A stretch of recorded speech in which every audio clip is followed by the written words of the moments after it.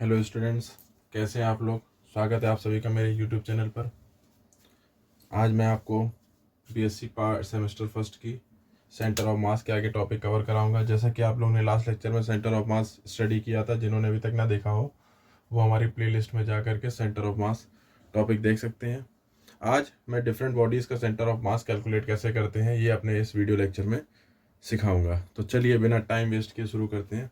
तो देखिए, कई तरह की बॉडीज़ हैं जिनका हम लोग को सेंटर ऑफ मास निकालना होता है। तो हम सिंपलेस्ट बॉडी से स्टार्ट करेंगे और उसका निकालेंगे सेंटर ऑफ मास। देखिए, सेंटर ऑफ मास निकालने का सबसे इजी तरीका होता है कि आपको उस जब किसी बॉडी का सेंटर ऑफ मास निकालें तो उस बॉडी के किसी स्मॉल पार्ट का सेंटर ऑफ मास निकाल के और फॉर्मूले में उसकी वैल्यू रख के उसको इंटीग्रेट कर दें तो इजीली आप सेंटर ऑफ मास कैलकुलेट कर सकते हैं। जैसे कि मैं सबसे सिंपल सा सेंटर ऑफ मास किसी बॉडी का निकालना स्टार्ट करता हूँ। जैसे पहला है centre of mass of a thin uniform rod. Centre of mass of thin uniform rod.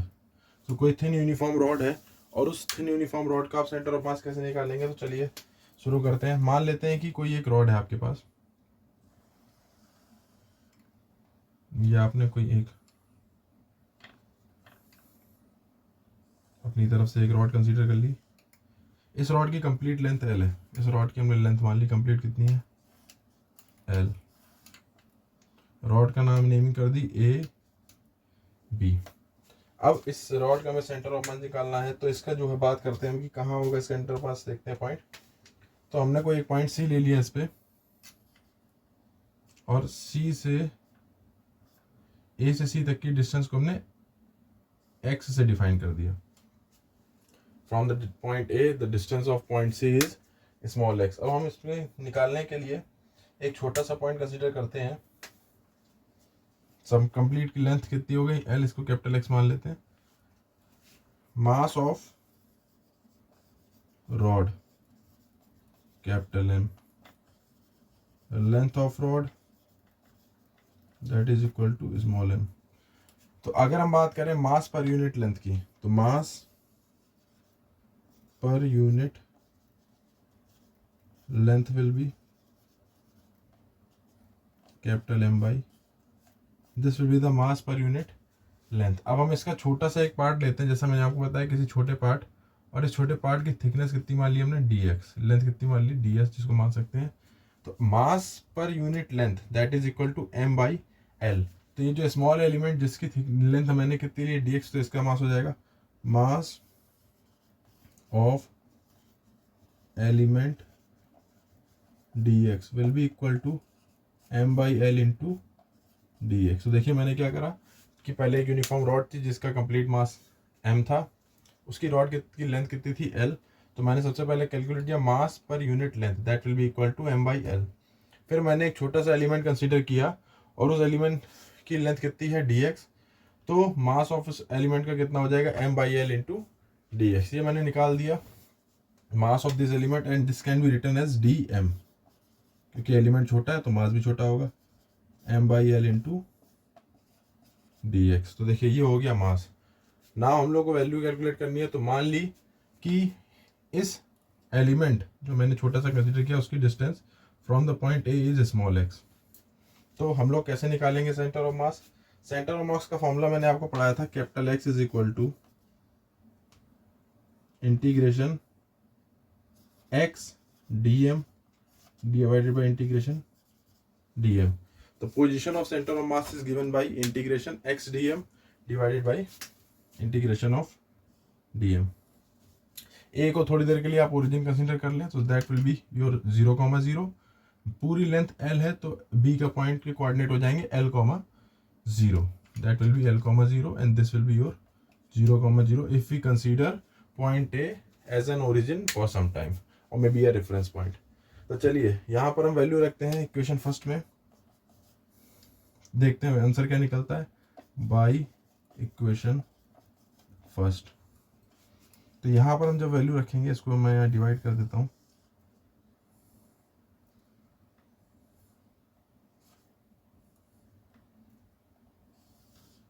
तो देखिए बाई इक्वेशन फर्स्ट अगर रखते हैं तो capital X is equal to integration, starting point is 0 and final point is small l, x, and the value of dm is m by l into dx, and whole is divided by integration m by l into dx, starting from 0 and ending to, इसको थोड़ा सा और साफ लिख देता हूँ मैं, integration 0 to l। तो ये देखा मैंने किस तरह से पोजीशन निकाली सेंटर ऑफ मास की। अब इसको फर्दर सॉल्व करते हैं तो देखिए m by l एक कांस्टेंट है क्योंकि मास फिक्स रहता है और लेंथ फिक्स रहती है, सो that will m by l बाहर आएगा यहाँ से और m by l यहाँ से बाहर आएगा, ऊपर नीचे न्यूमरेटर डिनोमिनेटर दोनों एक दूसरे को कैंसिल कर देंगे, so it remains 0 to l x dx, और यहाँ पर रहेगा ये 0 to l dx। अगर आपको किसी भी पॉइंट में डाउट हो या ना समझ में आए तो आप मुझसे पूछ सकते हैं, बाकी आप इसका स्क्रीनशॉट लेकर के इसको नोट कर सकते हैं। आगे सॉल्व करते हैं इसको।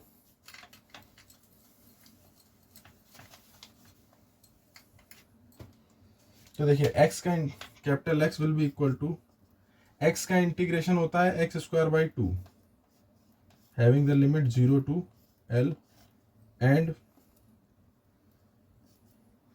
नीचे dx का इंटीग्रेशन होता है x, limit starting from 0 to l।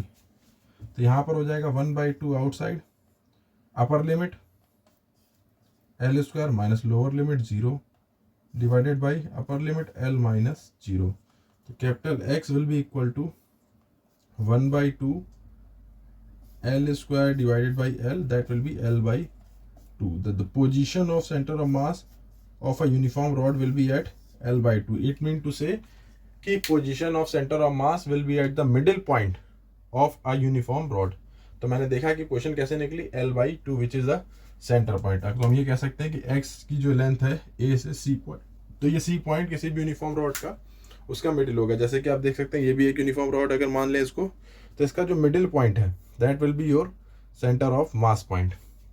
चलिए, तो ये हो गया, आपने बात कर ली कि centre of mass for a thin uniform rod. Simple था। इस तरह से बस आपको ध्यान रखना होता है कि जो एलिमेंट ले रहे हैं उसका मास निकालना होता है, फिर उससे आगे फर्दर कैलकुलेशन ईजी हो जाती है।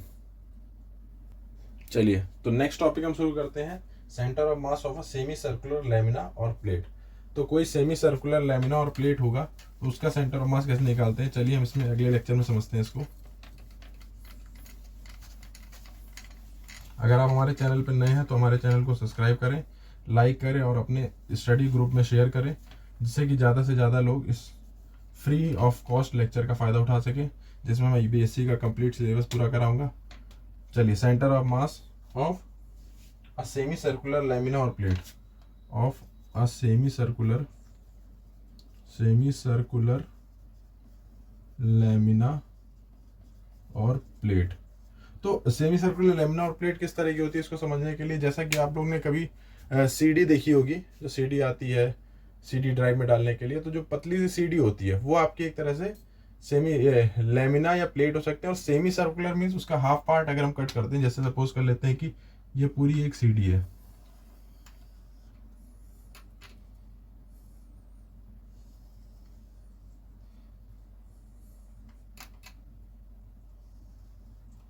अब हम इसका हाफ पोर्शन कट कर दें, तो मैंने इसका हाफ पोर्शन रिमूव कर दिया, तो ये आपकी हो गई हाफ सीडी। जो सीडी प्लेयर में सीडी पड़ती थी उसकी बात करें तो अब ये हाफ हो गई, तो वही लिखा हुआ है centre of mass of a semi circular lamina और प्लेट। तो सेमी सर्कुलर है तो मैं इसके इस पॉइंट को ऐसे मिला देता हूँ, ये इसका सेंटर पॉइंट है। तो ये आपके पास सेमी सर्कुलर लैमिना और प्लेट जिसको कह सकते हैं वो आपके पास है। अब जैसा कि मैंने पिछले टॉपिक में भी किया था, अगर आपको किसी रॉड का निकालना था तो आपने उसका स्मॉल एलिमेंट लिया था जो कि dx है। तो सबसे पहले मान लेता हूँ रेडियस ऑफ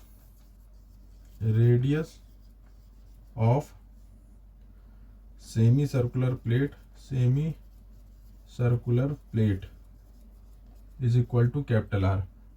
अगर हम बात करें कि इसके सेमी सर्कुलर प्लेट का रेडियस कितना है R, और बात करी जाए सेमी सर्कुलर प्लेट का एरिया कितना हो जाएगा, area capital A will be pi R square by 2। क्यों क्या मैंने, क्योंकि आप पूरे सर्कल की बात करते हैं तो that will be equal to pi R square, लेकिन जब मैंने हाफ की बात करी that will be equal to pi R square by 2।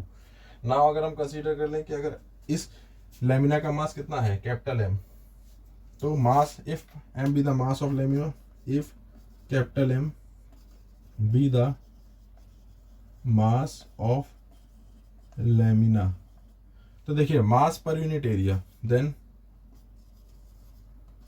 Mass per unit area, जैसे कि लास्ट टॉपिक में हमने मास पर यूनिट लेंथ निकाला था, तो हम यहाँ पे निकालेंगे mass per unit area, that will be equal to m by A, और m बाई ए की वैल्यू रखने पर हम लोग को क्या मिलेगा, m by A is equal to m upon A की वैल्यू है पाई आर स्क्वायर, और डिवाइड वाला 2 चला जाएगा ऊपर, तो that will be equal to 2m upon pi are square. तो ये हो गया मास पर यूनिट एरिया। अब मुझे बात करनी है कि मैंने यहाँ पे एक सिंपल सा एलिमेंट कंसीडर कर लिया जिसकी लेंथ कितनी है, जिसकी थिकनेस हमने मान ली कितनी है, dx। If we consider the thickness of this element that will be equal to dx। तो देखिए जैसा कि आपको पता है कि ये इसकी हो जाएगी radius, that will be r, and the point distance this will be considered as x। तो आप देख रहे हैं ट्राइंगल बन रहा है, अगर इसको हम o मान लें, इसको a मान लें, और यहाँ पे अगर कोई पॉइंट b कंसीडर कर लें, तो आप देख सकते हैं कि यहाँ पर एक ट्राइंगल बन रहा है, और उस ट्राइंगल में जो ए बी है, सो वो ए बी जो होगी वो होगी इसकी लेंथ, ए बी जो होगी इसकी लेंथ होगी, और पूरा अगर इस पॉइंट को सी मान लेते हैं, तो हम अगर लेंथ निकालनी हो तो इसकी कैसे निकालेंगे, देखिए length A B, and according to Pythagoras theorem ये आपका हाइपोटेनस है, ये आपका बेस है, अगर इसको एंगल मानते हैं तो, so A B will be equal to under root are square minus x square according to Pythagoras theorem, that will be equal to AB.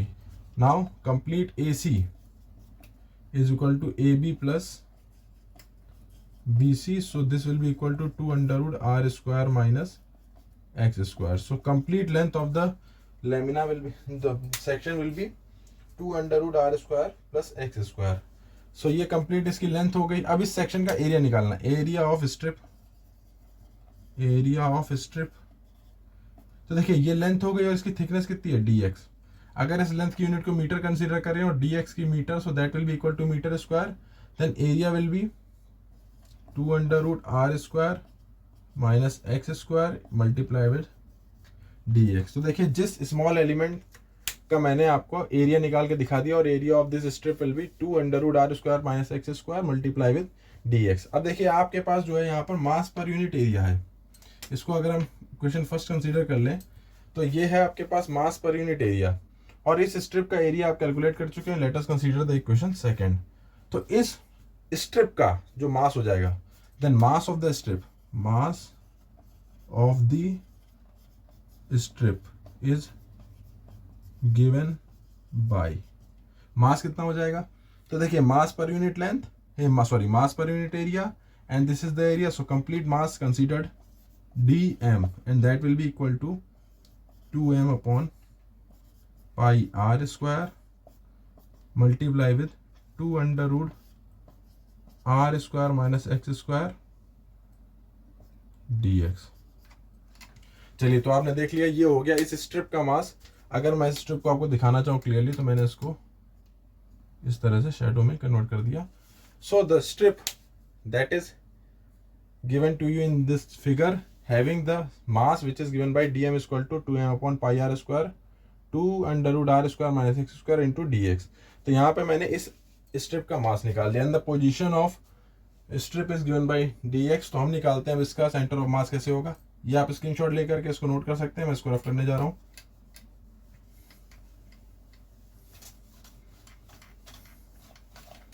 देखते हैं फॉर्मूला आपका रहता है x is equal to integration X D M divided by integration of D M. ये integration of D M माने complete mass, और हमने complete mass of the body जो कंसीडर किया वो है 1 upon that is capital M. हमारे पास बचेगा ये एक्स डी एम। तो देखिए डी एम की वैल्यू हम लोग निकाल चुके हैं ऑलरेडी, तो एक्स का फॉर्मूला बन जाएगा X equal to 1 upon M integration X, 0 से स्टार्ट करते हुए आर तक लेके जा रहे हैं, तो 0 टू आर, डी एम की value 2m upon pi are square और इस 2 इंटू 2 को अगर हम 4 लिख दें तो that will be equal to 4m under root are square minus x square D X. तो यहाँ पे आपका फॉर्मूला m से m कैंसिल हो जाएगा, तो ये हो जाएगा 4/पाई R square integration 0 to r x under root are square minus x square D X. ये हमने निकाल दी position of centre of mass. चलिए आगे का रफ करते हैं, फिर उसके आगे सॉल्व करते हैं।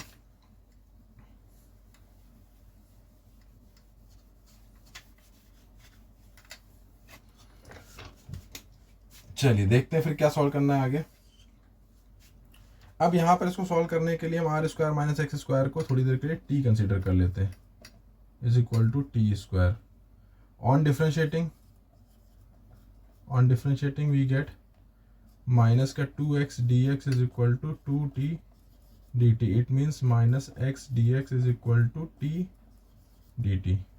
Now putting this value in equation third I think, तो इसकी वैल्यू को इक्वेशन थर्ड में रखने पर x will be equal to capital x will be equal to 4/पाई R square integrating from 0 to r x dx। ये इन दोनों का अगर देखें तो ये हो जाएगा माइनस का t dt,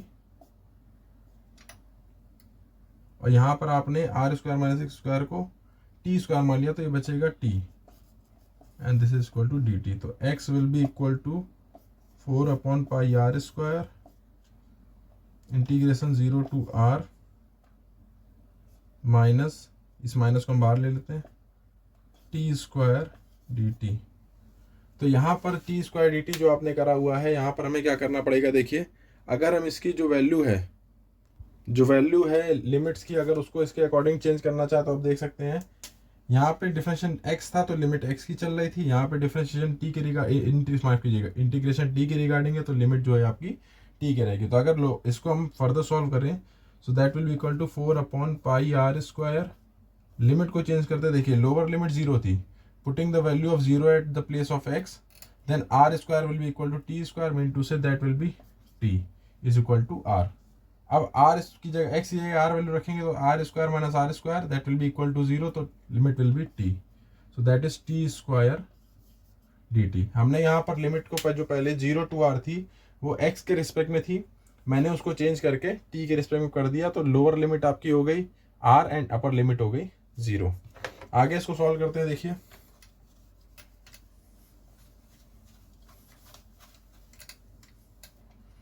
चलिए आगे इसको सॉल्व करते हैं। तो ये फॉर्मूला आपका बन के आ जाएगा x इक्वल टू माइनस का 4/पाई आर स्क्वायर, टी स्क्वायर का इंटीग्रेशन होता है t cube by 3 limit r और ये 0, तो x will be equal to minus 4/पाई R square 1/3 upper limit 0 lower limit cube,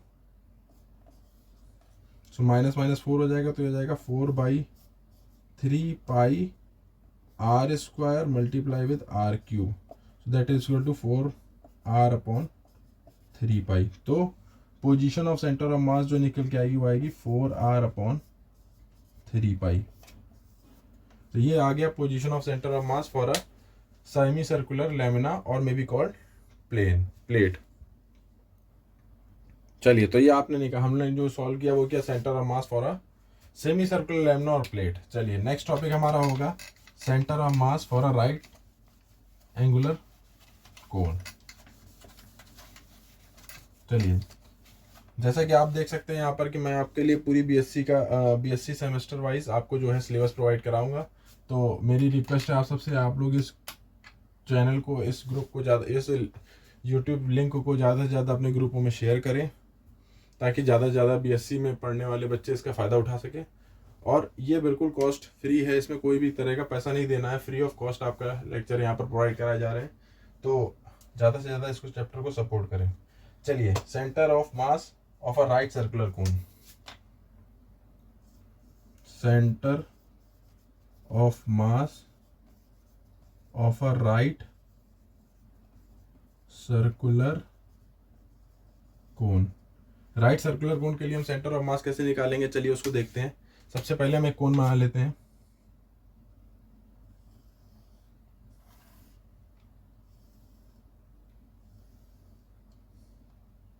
थोड़ा सा और बड़ा बनाते हैं ताकि आपको देखने में अच्छा सा लगे, विजिबल हो।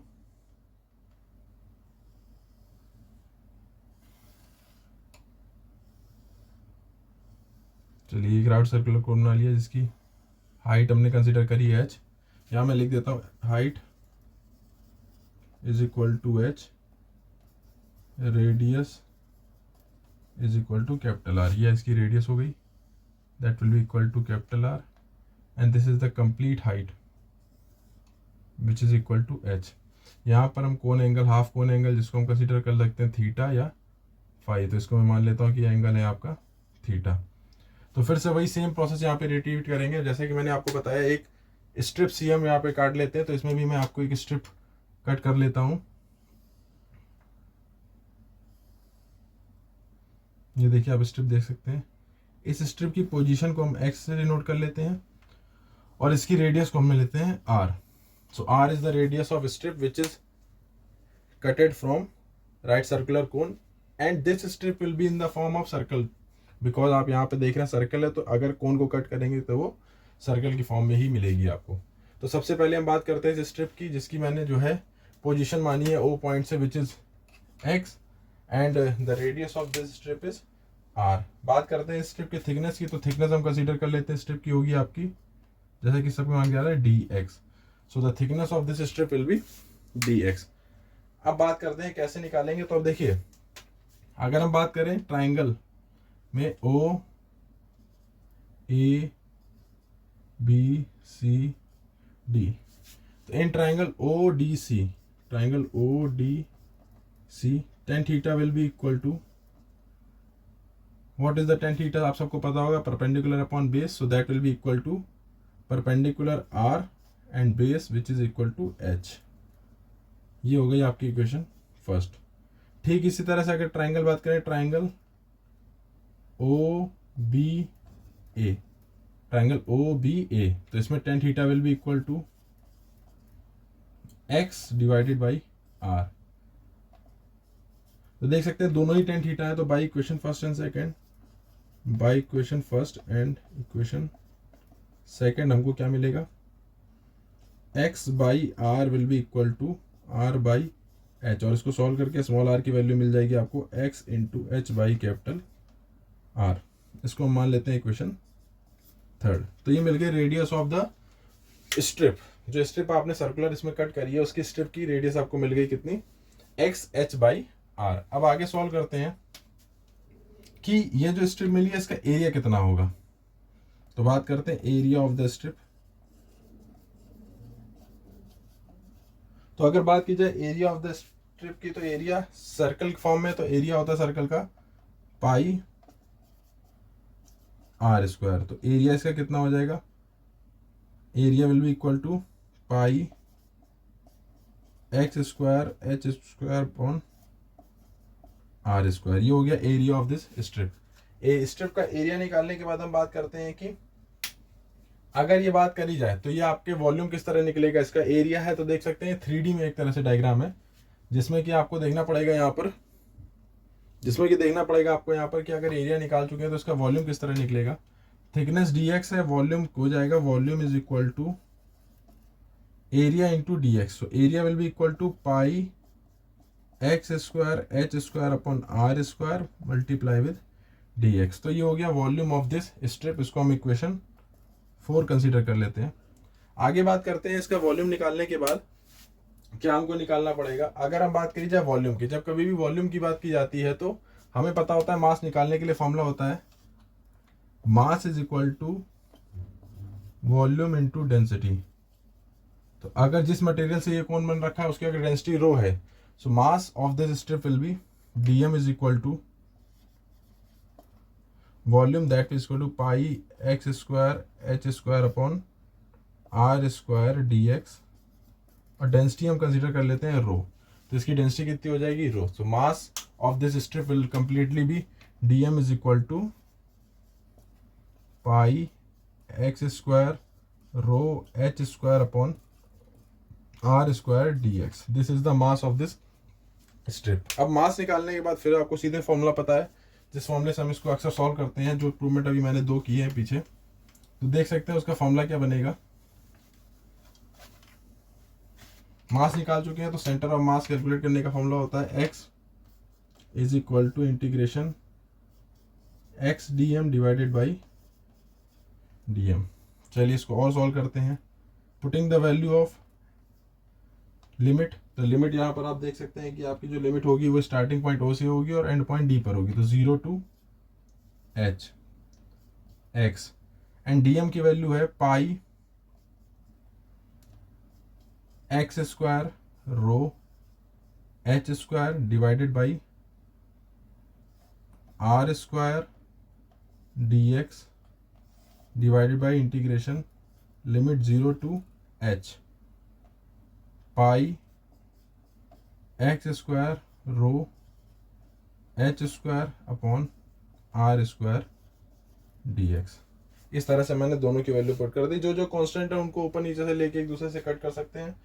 तो जब कट करेंगे तो देख सकते हैं क्या क्या कांस्टेंट है यहाँ पे। Density will be constant, height will be constant, pi is also a constant, radius will be constant. So ऊपर जो टर्म बचेगा वो x into X, that will be X square. So capital X will be 0 to h x cube dx, और नीचे जो बचेगा वो बचेगा integration 0 to h x square dx। ऊपर से देख सकते हैं pi rho h square upon R square, pi rho h square upon R square, दोनों में कॉमन है तो मैंने कट कर दिया और कॉमन ले लिया। अब यहाँ पर आप देखेंगे अगर x इज इक्वल टू, तो x क्यूब की लिमिट होती है x की पावर 4, सॉरी x क्यूब का इंटीग्रेशन होता है x की पावर 4/4 और x स्क्वायर का होता है x क्यूब बाई 3। ऊपर भी लिमिट लगी रहेगी आपकी 0 टू h और नीचे भी लिमिट लगेगी 0 टू h। तो दोनों की लिमिट जो है 0 टू h है। यहाँ पर बात कर लेते हैं x जो कि इक्वल होगा आपका 1/4 अपर लिमिट h की power 4 minus 0 divided by 1/3 limit h cube minus 0। तो ये हो जाएगी पोजीशन ऑफ सेंटर ऑफ मास, जिसको हम फर्दर कैलकुलेट करेंगे।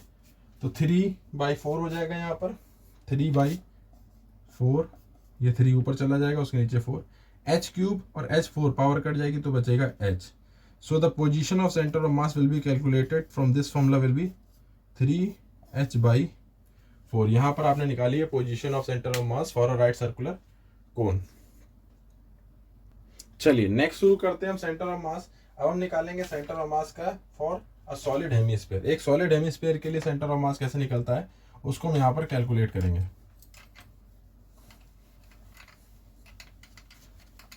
चलिए देखते हैं किस तरह से हम फॉर अ सॉलिड हेमीस्फीयर के लिए कैलकुलेट करते हैं। हेमीस्फीयर या पूरा कंप्लीट स्फीयर जैसा कि आप जा सकते हो। सॉलिड की बात कर रहे हैं तो जैसा आप लोगों ने क्रिकेट की बॉल देखी होगी, वो क्रिकेट की बॉल एक सॉलिड स्फीयर है।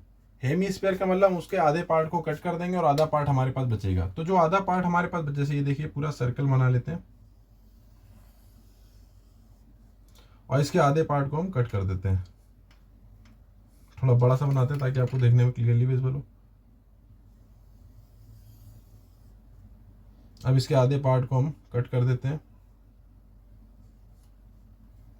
तो देखिए आधा पार्ट जो कट होके बचता है वो इस तरह से कुछ बचता है। This is the semi, sorry माफ कीजिएगा हेडिंग डालना भूल गया मैं। Centre of mass for a solid hemisphere, solid hemisphere. तो देखिए एक सॉलिड हेमीस्फीयर मैंने यहाँ पर मान लिया, जिसका हम लोग को यहाँ पर सेंटर ऑफ मास कैलकुलेट करना है। ओ पॉइंट मैंने फिर से कंसीडर कर लिया, इसका सेंटर है। तो जिस तरह से इसका बॉल को आप देखते हैं, अगर बॉल को हम स्लाइसेस में काटें तो उसमें एक जो स्लाइस बनेगी वो स्लाइस भी सर्कल होगी। उस स्लाइस को हम यहाँ कंसीडर कर लेते हैं इस तरह से। ये स्ट्रिप है जिसको हम यहाँ पर थोड़ी देर के लिए कंसीडर करके चलते हैं, जिससे हम लोग यहाँ पे निकालेंगे। और इस स्ट्रिप की सेम थिकनेस हम लोग मान के चलेंगे dx। Now position will be x and radius of solid hemisphere is capital R।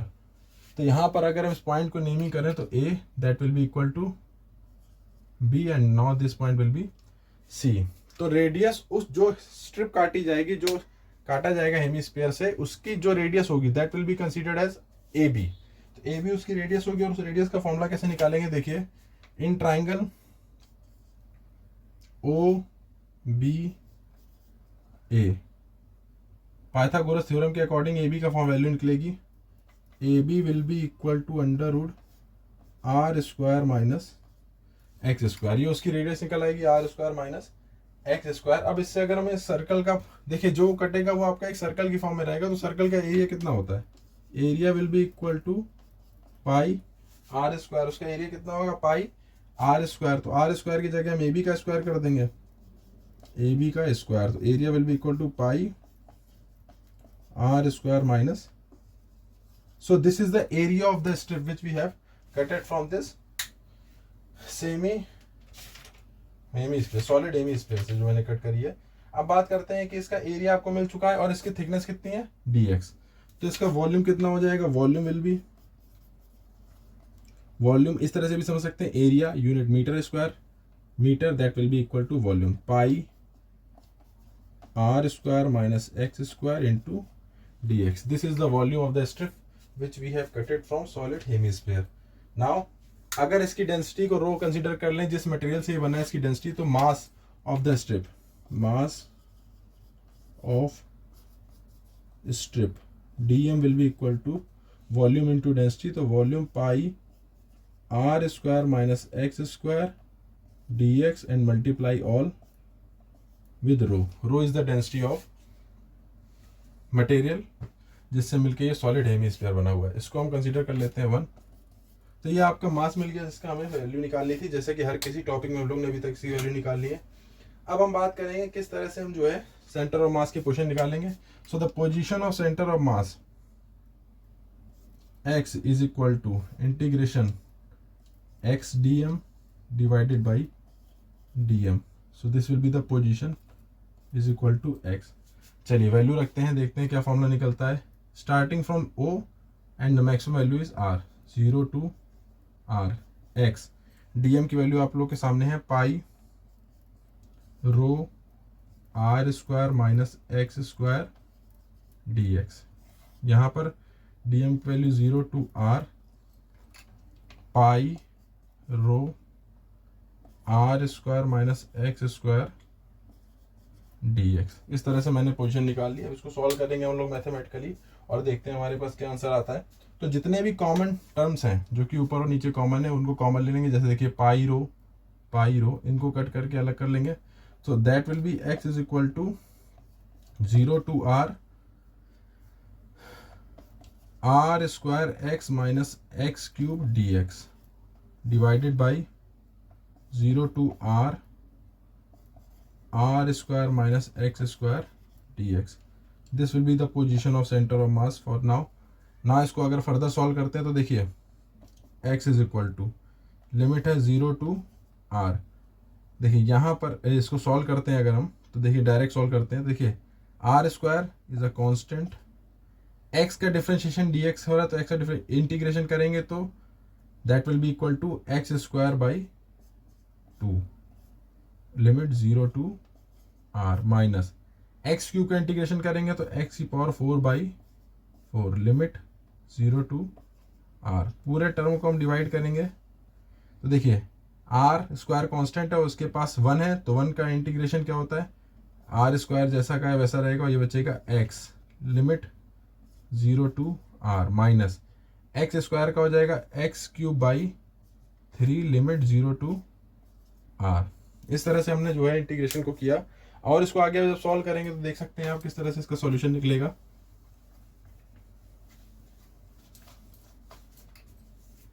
चलिए देखते हैं किस तरह से इसका सॉल्यूशन निकलेगा। x will be equal to R square, upper limit रखेंगे R स्क्वायर बाई 2 कॉमन ले लेते हैं पहले, upper limit R square minus 0, यहाँ पर हो जाएगा 1/4 कॉमन ले लेते हैं, R की power 4 minus 0 complete divided by, यहाँ पे अपर लिमिट रखेंगे तो R square R minus 0 minus 1/3 R cube minus 0। तो देखिए यहाँ पे x की वैल्यू निकल के आएगी R की पावर 4/2 माइनस R की पावर 4/4, और इसको डिवाइड करा हमने किससे, R cube minus R cube by 3 से।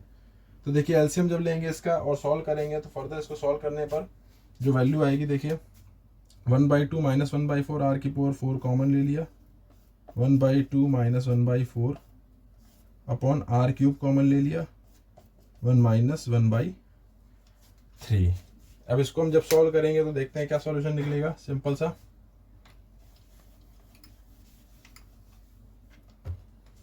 एलसीएम लेके जब इसको फर्दर सॉल्व किया जाएगा तो ये आर की पावर 4 और नीचे बचेगा आर की पावर 3, ऊपर बचेगा आपका 1/2 माइनस 1/4। एलसीएम लेंगे तो 1/4 आपके पास बचेगा और नीचे आपका बचेगा 2/3। तो फाइनल सॉल्यूशन जो सॉल्व होकर के इसका आएगा वो आपका बनेगा 3r/8, that will be equal to 3r/8। so this will be the position of center of mass for a solid hemisphere। तो मैंने यहाँ पे आपको 4 टॉपिक आज कवर करा है। For a uniform rod, centre of mass, then for semi circular laminar plate, then we move forward for right circular cone and then we forward to solid hemisphere. तो 4 point है, इन 4 point के लिए मैंने आपको आज centre of मास निकाल के दिखाया आपको। होप आपको ये लेक्चर अच्छा लगा होगा। अगर आपको एक लेक्चर अच्छा लगा हो तो इसको लाइक दें, शेयर करें, सब्सक्राइब करें मेरे चैनल को और अपने ग्रुप में डाल दें, जिससे कि और स्टूडेंट जो है इस फ्री कोर्सेस क्लास का फ़ायदा उठा सकें। तब तक के लिए मिलते हैं नेक्स्ट लेक्चर में। जय